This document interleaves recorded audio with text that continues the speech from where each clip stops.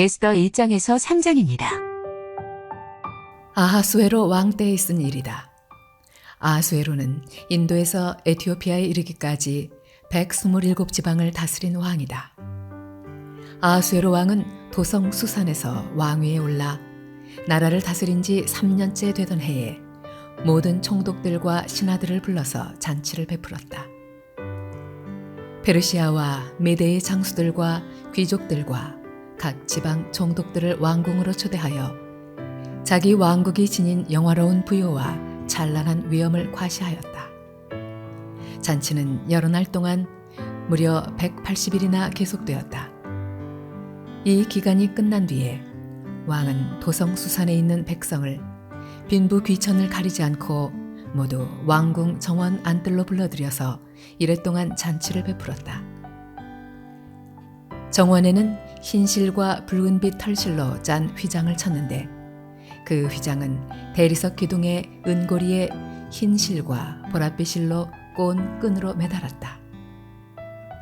화반석과 백석과 운무석과 흑석으로 덮인 바닥에는 금과 은으로 입힌 의자들이 놓여 있었다. 술잔은 모두 금잔이었는데 모양이 저마다 달랐다. 왕이 내리는 술은 풍성하였다. 그날은 어전 음주법을 따르지 않았으므로 많이 마시고 싶은 사람은 많이, 적게 마시고 싶은 사람은 적게 마셨다. 그것은 왕이 모든 술 심부름꾼에게 마시리들이 원하는 만큼 따라주라고 지시하였기 때문이다. 와스디 왕후도 부인들을 초대하여 아하수에로 왕의 그 궁궐 안에서 잔치를 베풀었다.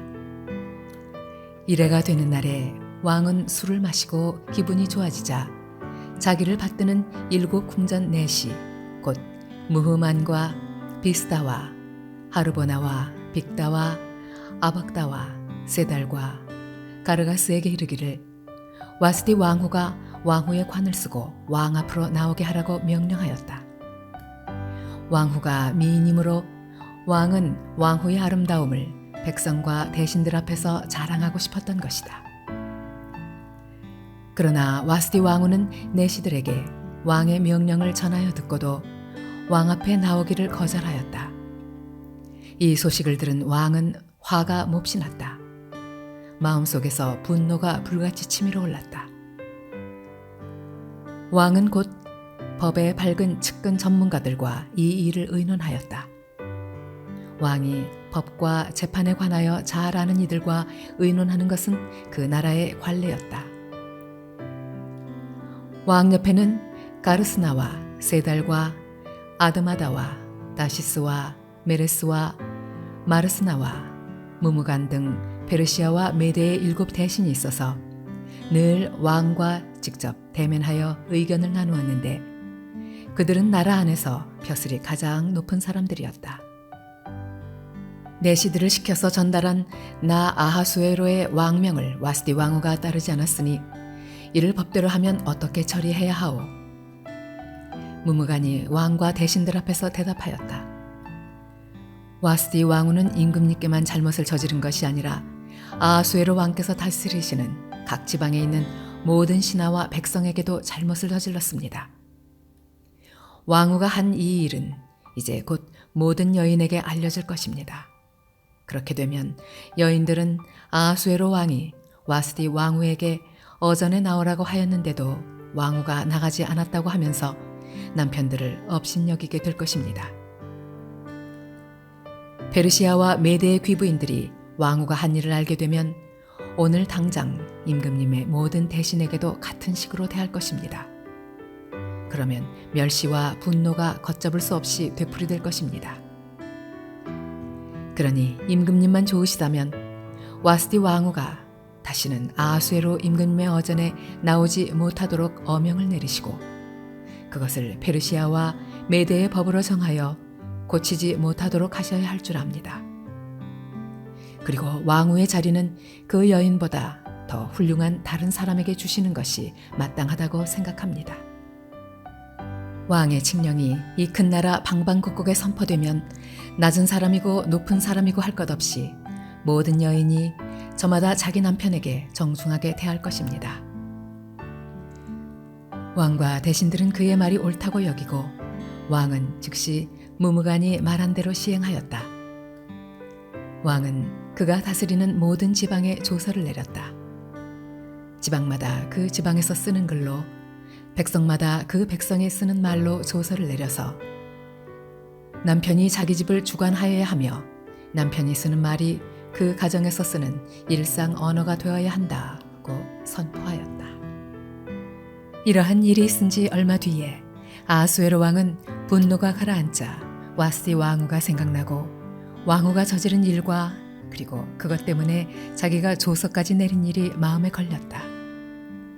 왕을 받드는 젊은이들이 이것을 알고 왕에게 말하였다.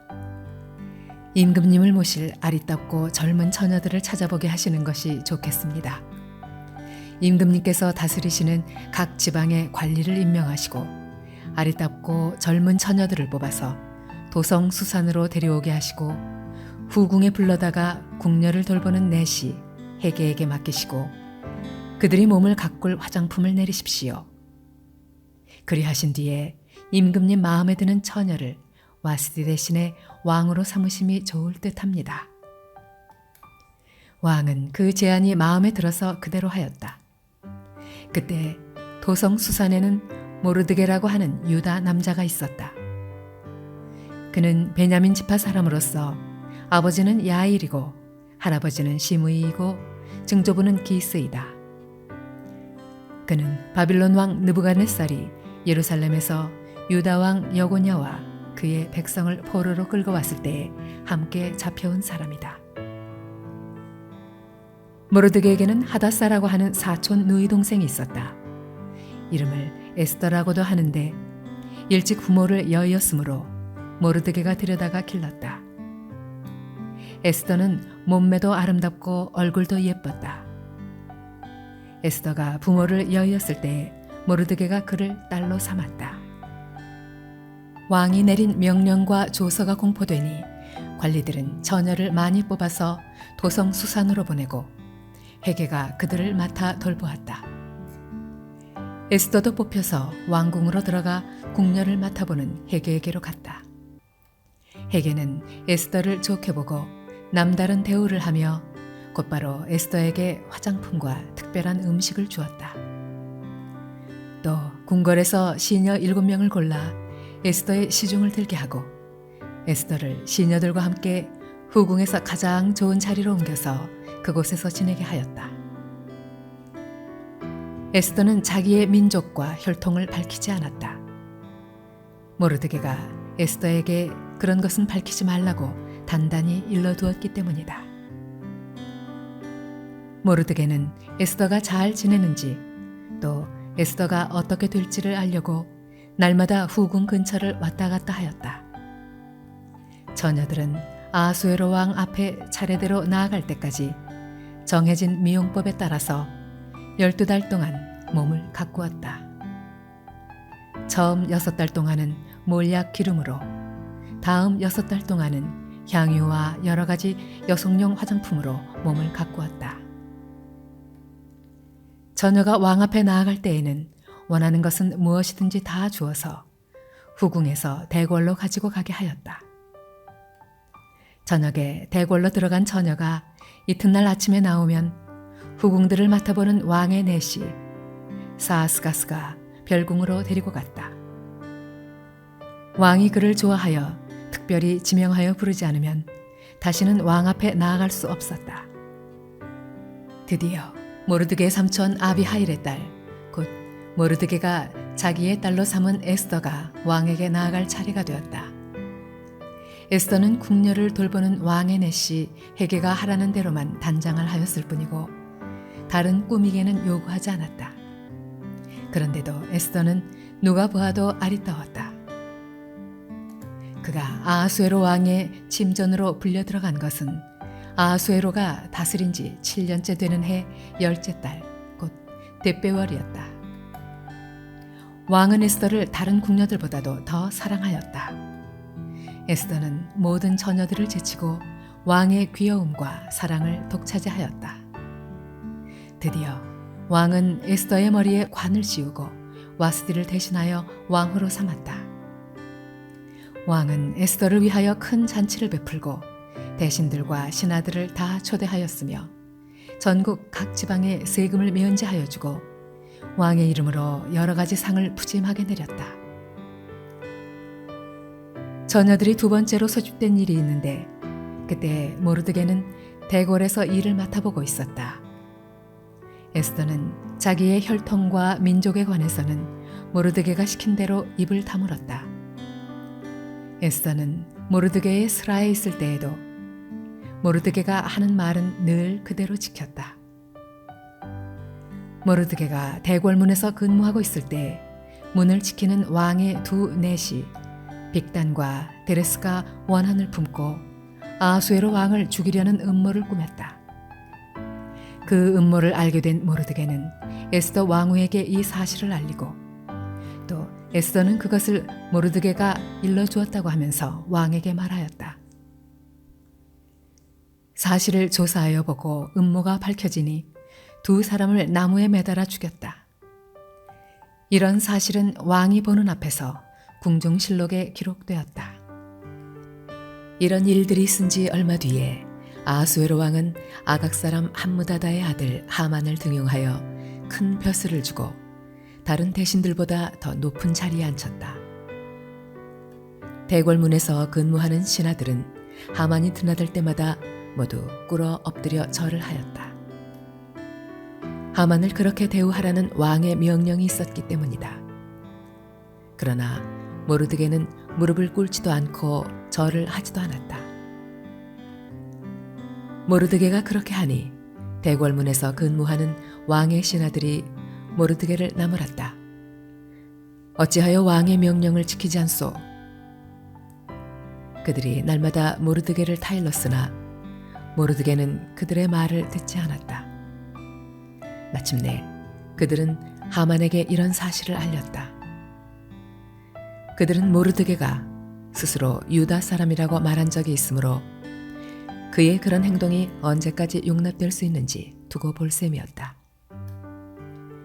하만은 모르드게가 정말로 자기에게 무릎을 꿇지도 않고 자기에게 절도 하지 않는 것을 보고 화가 잔뜩 치밀어 올랐다. 더욱이 모르드게가 어느 민족인지를 알고서는 하만은 모르드게 한 사람만을 죽이는 것은 너무 가볍다고 생각하였다. 하만은 아하수에로가 다스리는 온 나라에서 모르드게와 같은 결의인 유다 사람들을 모두 없앨 방법을 찾았다. 아하수에로 왕 12년 첫째 달 니산월이다. 사람들은 유다 사람들을 어느 달 어느 날에 죽일지 그날을 받으려고 하만이 보는 앞에서 주사위의 일종인 부르를 던졌다. 주사위가 12째 달인 아달월 13일에 떨어졌다. 하만은 아하수에로 왕에게 말하였다. 임금님께서 다스리는 왕국의 여러 지방에 널리 흩어져 사는 민족이 하나 있는데 그들은 자기들끼리만 모여서 삽니다. 그들의 법은 다른 어떤 백성들의 법과도 다릅니다. 더욱이 그들은 임금님의 법도 지키지 않습니다.